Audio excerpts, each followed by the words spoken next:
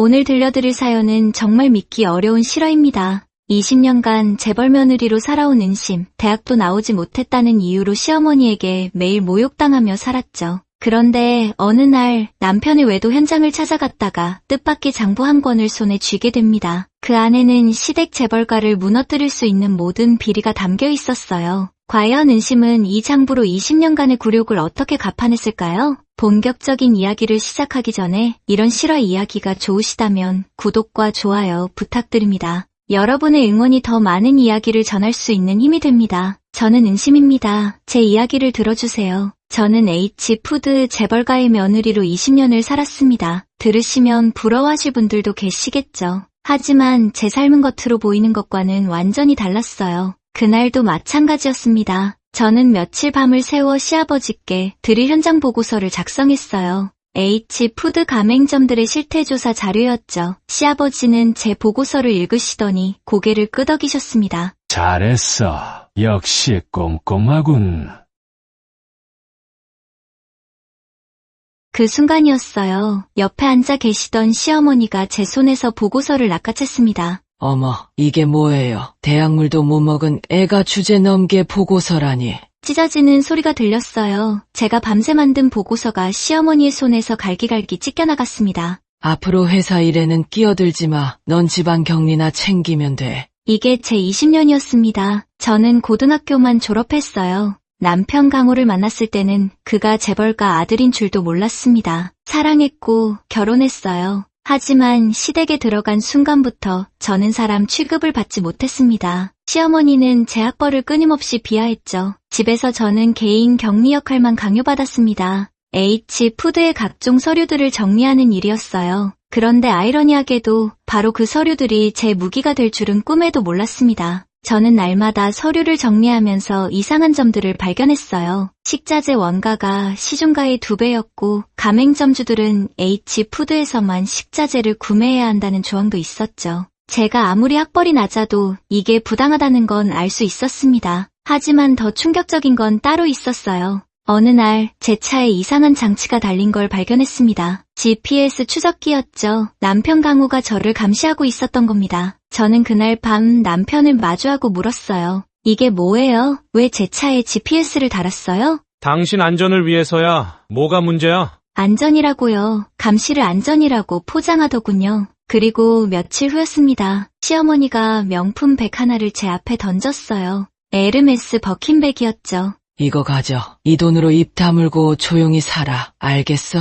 무슨 뜻인지 바로 알 수 있었습니다. 제가 서류를 정리하면서 뭔가 눈치챘다는 걸 시어머니도 알고 있었던 거예요. 저는 그날 밤 혼자 울었습니다. 분하고 억울했어요. 하지만 동시에 이런 생각도 들었죠. 이제는 정말 끝을 봐야겠다고요. 저는 그날부터 몰래 준비를 시작했습니다. 휴대폰으로 가맹사업거래의 공정화에 관한 법률을 검색했어요. 하나하나 읽어내려가면서 메모했죠. 저는 그날 밤 결심했습니다. 이제 더 이상 참지 않겠다고, 반드시 복수하겠다고요. 그로부터 한 달쯤 지났을 때였습니다. 남편 강호의 비서에게서 이상한 전화가 왔어요. 저와 비서는 꽤 친한 사이였거든요. 사모님, 사장님이 요즘 자주 가시는 곳이 있어요. 폐업 직전인 H푸드 가맹점인데 거기 사장이 젊은 여자예요. 저는 비서에게 그 식당 주소를 받았습니다. 그리고 바로 그날 저녁 그곳으로 향했죠. 낡은 상가 건물 2층에 있는 작은 식당이었어요. 유리창 너머로 안이 보였습니다. 남편 강호가 젊은 여자와 마주 앉아 있었어요. 여자는 울고 있었고 강호는 그녀의 손을 잡고 있었죠. 저는 문을 박차고 들어갔습니다. 이게 무슨 일이에요? 여보, 오해야. 이분은 우리 가맹점주야. 가게 사정이 안 좋아서 상담 중이었어. 하지만 제 눈에는 다른 게 보였습니다. 그 여자의 눈빛에는 두려움과 절망이 가득했어요. 남편이 제 팔을 잡고 밖으로 끌고 나가려 했습니다. 저는 그 틈을 타서 재빨리 명함 한 장을 꺼내 여자에게 건넸죠. 언제든 연락 주세요. 저는 대꾸 없이 차에 올라타 집으로 돌아왔습니다. 사흘째 되던 날 밤 문자가 왔습니다. 만나서 이야기 나눌 수 있을까요? 다음날 오후 저는 그 여자를 만났습니다. 조용한 카페였죠. 그녀의 이름은 윤주였어요. 윤주는 떨리는 목소리로 말하기 시작했습니다. 저 임신했어요. 아기 아빠는 사모님 남편분이세요. 사장님한테 말했더니 모른 척 하시더라고요. 제 머릿속이 하얘졌습니다. 윤주는 계속 말했어요. 본인 가게가 망해가고 있었대요. H푸드 본사에서 식자재 단가를 계속 올렸고 항의했더니 남편 강우가 직접 찾아왔다고 했습니다. 처음엔 친절하게 도와주겠다고 했대요. 빚을 탕감해주고 좋은 조건으로 계약을 다시 해주겠다고요. 하지만 그게 다 거짓말이었죠. 강우는 윤주를 이용했을 뿐이었습니다. 그런데 얼마 전에 알았어요. 저만 당한 게 아니었어요. 다른 가맹점 여자 사장들도 똑같이 당했더라고요. 제가 임신했다고 하니까 그분은 이렇게 말했어요. 내가 알아서 해. 소문 내면 너만 손해야. 윤주의 목소리가 떨렸습니다. 저는 바보처럼 그 사람을 믿었어요. 도와줄 거라고 생각했죠. 근데 저는 그냥 장난감이었던 거예요. 저는 숨이 막혔습니다. 이건 단순한 외도가 아니었어요. 약자를 이용한 조직적인 성범죄였습니다. 윤주는 가방에서 노트 한 권을 꺼냈습니다. 그리고 다른 피해자들 이야기도요. 사모님, 이걸로 그 사람 무너뜨려 주세요. 언제 어떤 요구를 받았는지, 얼마나 부당한 식자재 가격을 강요받았는지 전부 적어뒀어요. 그리고 다른 피해자들 이야기도요. 사모님, 이걸로 그 사람 무너뜨려 주세요. 저는 그 노트를 받아 들었습니다. 손이 떨렸어요. 이건 단순한 외도의 증거가 아니었습니다. 이건 제 남편과 시댁이 얼마나 비열하게 약자들을 착취해왔는지 보여주는 결정적인 증거였어요. 함께 싸워요. 반드시 정의를 세우겠습니다. 그날 밤 저는 윤주의 장부를 펼쳐 읽었습니다. 3년간의 기록이 빼곡했어요. 부당한 거래, 협박, 성적 강요, 그리고 다른 피해자들의 이름까지. 남편은 한 명이 아닌 여러 명의 가맹점 여성 사장들을 상대로 같은 짓을 반복해왔던 겁니다. 윤주가 배신한 이유를 이제 알 것 같았어요. 자신만 특별한 줄 알았는데 그저 수많은 피해자 중 한 명이었다는 걸 알았을 때의 배신감, 그리고 임신까지 했는데 버림받았을 때의 분노. 이제 저는 확신했습니다. 이 장부 하나면 남편과 시댁을 무너뜨릴 수 있다고요.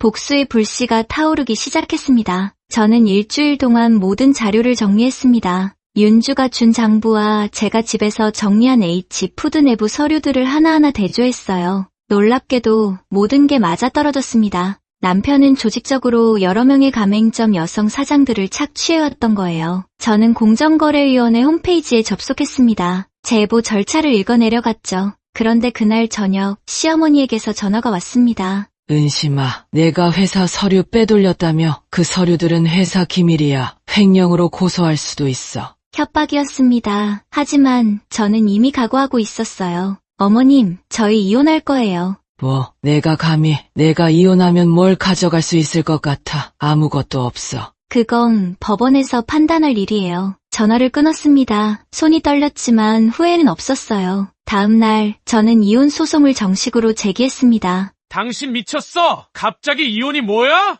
외도한 당신이 할 소린 아니죠. 한 사람이 아니더군요. 남편의 얼굴이 창백해졌습니다. 그건 오해라니까. 내가 사과할게. 제발 이혼은 그만두자. 하지만 저는 흔들리지 않았습니다. 그런데 며칠 후 더 큰 충격이 기다리고 있었습니다. 남편이 모든 재산을 시어머니 명의로 이전한 거예요. 집도, 차도, 주식도 전부요. 이건 명백한 재산 도피예요. 하지만 입증하기가 쉽지 않습니다. 저는 분노가 치밀어 올랐습니다. 첫 법정 심리날이었습니다. 남편은 판사님 앞에서 태연하게 말했습니다. 판사님, 저는 재산이 없습니다. 집도 차도 모두 어머님 명의입니다. 거짓말이었어요. 하지만 서류상으로는 그렇게 보일 수밖에 없었습니다. 법정을 나온 후 시어머니에게서 또 전화가 왔습니다. 내가 뭘 가져갈 수 있을 것 같아? 우리 강호는 이제 무일 뿐이야. 양육비 한 푼도 기대하지 마. 넌 그 애들 데리고 거리에 나앉을 거야. 그리고 말이야, 내가 회사 서류 빼돌린 거 횡령으로 고소할 수도 있어. 감옥 가고 싶어? 저는 그 통화를 녹음했습니다. 시어머니의 협박을 모두요.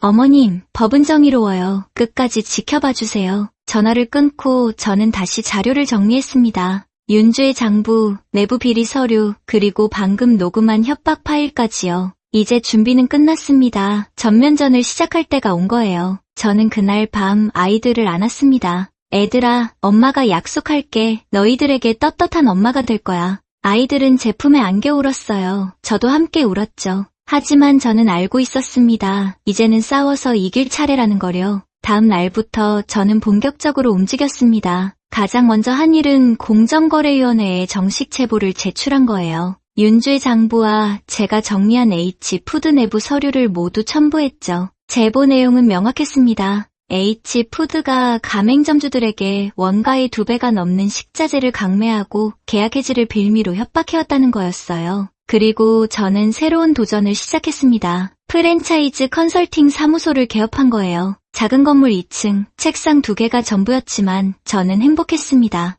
애들아, 엄마가 이제 너희들의 진짜 사장이 될 거야. 떳떳하게 일해서 돈 벌고 너희 키울 거야. 놀랍게도 의뢰가 들어오기 시작했습니다. H푸드 가맹점주들이었어요. 윤주가 입소문을 낸 거죠. 저는 그들을 상담하며 부당계약 내용을 분석하고 대응 방법을 알려줬습니다. 20년간 시댁에서 정리한 서류들이 빛을 발하는 순간이었죠. 한편 이혼 소송은 계속됐습니다. 남편 측은 끝까지 재산이 없다고 우겼어요. 하지만 저는 포기하지 않고 차곡차곡 증거를 모았습니다. 1년이 흘렀습니다. 그동안 저는 많은 가맹점주들을 도왔어요. 그리고 드디어 결정적인 순간이 왔습니다. 공정거래위원회에서 H푸드에 대한 조사를 시작한 겁니다. 뉴스에 대문짝만하게 나왔죠.